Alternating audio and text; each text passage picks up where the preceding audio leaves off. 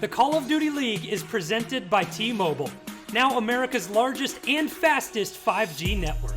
Set your sights on the competition with T-Mobile, the leader in 5G. Scuff, the official controller of the Call of Duty League. Zenni, the official eyewear of the CDL. Armor your eyes with Zenni Block's blue light protection glasses by visiting zenni.com/gaming. The Toronto Ultra are in the building and eager at the opportunity to make a loser's bracket run on Championship Sunday of Major number 4, but their opponents, a familiar foe looking for revenge. Let's take a gander at how the Stage 4 Major has shaken down thus far, and I'm highlighting that winner's round 2 matchup. It was an insane 5-map victory for the Toronto Ultra, sending Dallas into the loser's bracket, and that's the rematch upcoming, but Dallas, Crim6 and the boys looking as spicy as a Carolina Reaper coming off a 3-1 victory over Optic Chicago, and this $500,000 prize pool is what these two teams will be battling for next. Look at the discrepancy between 3rd and 1st. If you can somehow take down the juggernaut that are the Atlanta FaZe, you make a bonus $120,000 from where you stand right now. And at the right side of your screen, you see Optic Chicago with a 4th place $40,000 finish. Quite the disappointment for that team and that roster, because every single tournament they play, they feel like they should win. Welcome back to the desk, everyone. zworhack alongside StuDyy and Nameless. I was just talking about Optic, and this is a roster comprised of competitors. They felt like they had a lot more than a 4th place finish in them today, and the challenge came down to the respawns, which is unfamiliar for this team. Typically, in a 5-map series, we expect Optic's wins to come in 1, 3, and 4. The 2 hardpoints and the swing map control in Cold War. Today, it wasn't their jam. Dallas had their number in both the hardpoints, and that's ultimately how they got the series done. It was a close 250 to 244, slim margin of victory for Dallas in the first map, but they were on cruise control in map number 4, and it was just small, simple mistakes where Optic fell short. Nameless, I'd love to start with you and get your take on the situation. How do you think Optic performed, and where do you think they fell short today? Yeah, I mean, like you said, it's the little mistakes that are killing them. That was one of them in the beginning of the map, but then they made another big one when it was rotating to P2, and they had a perfect setup, and then all of Empire just jams their way straight through checkers down the middle. You see Formal up top, which I think it was mostly on him. He was challenging it, then he backed up and tried to play his life in the middle of it. It's just, you got to force that challenger. You have the position, you got to try to get some shots down, injure them, and allow your team to clean those up, because you need that time. They put themselves in these spots where they have to get a 60 on the next hill, right? Like, it's just tough, man. There's just so many little mistakes, but it just happens a few times too many throughout these maps. Yeah, man, and it was really frustrating to watch Optic, at least even on that map number 1, because they put themselves in a position to close it out in that P2, but Formal, he decided to challenge for no reason from Archway. So once he got 2-piece by Shotzzy, then eventually the pinch is going to come in, and they got fully broken. Like, those are the little things that have been costing them the entire year. And then even in the Search and Destroy, the gaps, it was a perfect blind counter every single round for Dallas. They were getting free bomb plants. They had to execute 4v4 retakes on that B-bomb, which are not easy to do. And it was just the gaps, man. Like Lottie said, the gaps are what really are costing Optic right now. I agree with all the points you both just made, but at the end of the day, how long can we harp on the mistakes of Optic before you give credit where credit is due? We need to realize that the Dallas Empire played an incredible series, and oftentimes when mistakes happen, they're forced. I feel like the momentum started for Dallas in the map 1 hardpoint when they fended off the comeback that Optic was mounting, and that's what got it done and set the tone for the rest of the series. So apart from focusing on Optic's mistakes, Nameless, what do you think Dallas did correctly to win this series? Yeah, I mean, they started off up so many points. They were destroying them, and then Optic had a fantastic comeback. Despite Optic losing this, it was some of the maps were still really close, but you're going to see here, this is where basically it happens. So Envoy's sitting in the hill right here, and Shotzzy's the guy that makes the big plays for Empire. So he wins this big gunfight onto Envoy, and then now they're getting ready to rotate on through. So take a look at your mini-map. So Crim's up here, he's fighting, right? But Shotzzy's rotating through mid. Now he's gonna win 2 huge gunfights. He kills number 6 in the back left, and then Formal comes back from the hill to go challenge him, and that is the gunfight. My question is, why would he do that and not just play his life? Either way, puts himself in a situation to challenge, and Shotzi gets the big gunfight win for them to get on through the back and get this time and what will eventually be a win for Empire. It was just incredible, man. In the final moments is where you really have to be on point. You can't be making those types of mistakes and really can't be going for unnecessary challenges, and Shotzi takes great advantage of it.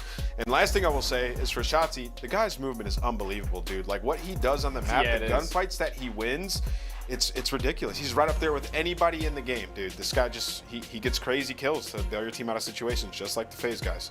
That's an absolute fact, Nameless. Shotzi is a menace on the map. He has potential to be an MVP. We know that he has the skill set to do certain things on the map that not everyone can do. Large part of it comes in the movement, the gun skill. He's the full package. I feel like a lot of these guys on the Dallas Empire, though, they've been feeding off that energy. The roster change started off slow, bringing Vivid, but now everything is coming to life. He's performing, Krim is performing, but one of the best, Illy, StuDyy. I have to talk to you about the young gun. We know he came up in the S&D scene before he was in the Call of Duty League, and he pulls off a crazy 1v2 in this series. Talk about his potential to change a map in S&D and how this affected the series.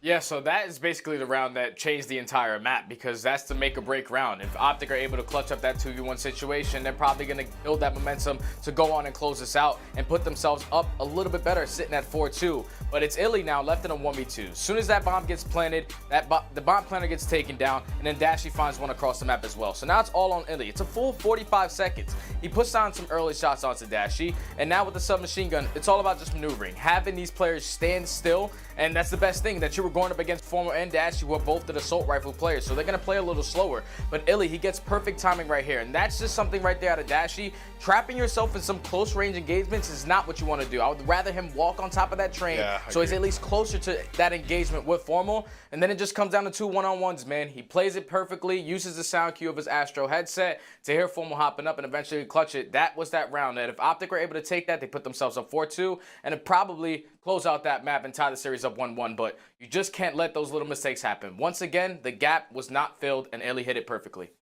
I love the Astro Gaming plug there, StuDyy. The official headset of the Call of Duty League, by the way, those of you watching at home, pick yourself up a pair of Astros. But you talk about this series in general, it came down to so many minute details and little plays, and honestly, when the pressure situations arose, the Dallas Empire were better. You talk about the 2v1 that Illy has, like I mentioned before, he was born in the search and destroy scene, now he's brought it into the Call of Duty League, he's stellar at respawns, and that's how the Dallas Empire have made it to the losers bracket final. Waiting there for them though, the Toronto Ultra. You can believe that they have done their homework and they're ready for this rematch. Jess is standing by with Cammy right now. Jess, go ahead and take it away.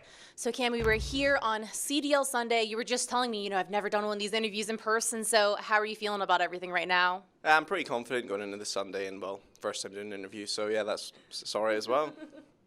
What do you think of all your success? I mean, it's just been amazing watching you guys play and progress over the stage. And what do you think of it? I think it's pretty impressive so far. I'm glad that well, not to jinx it, I'm glad we've kind of maintained what we're doing online on LAN. Obviously, we've had a few bad losses, like yesterday against FaZe was a tough one. But, going into today, we're still confident. We knew we could have won that match, and we'll see what happens. Definitely, it's LAN now, so anything can happen. Well, thank you so much, Lottie. Back on over to you. Thank you so much.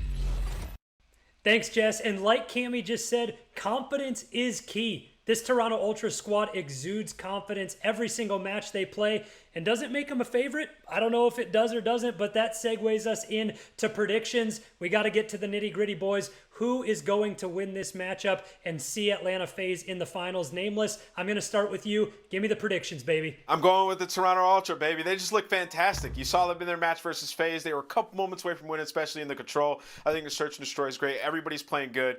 But Bance, he wasn't there in their last match. I'm looking at him to step it up again in this match. We know he's capable of it. He doesn't really have too many off series, but he did in the last one. So if he comes with that same fire, they're going to be incredible. I think they take it. Yeah, I've been wrong. So I think I'm definitely going to agree with him this time, and I'm also going to go Ultra. And the reasons why is because when they played up versus FaZe, the submachine guns just didn't perform. Like Nameless said, Bance had a 0.6 on the series, and Kleenex had a 0.9.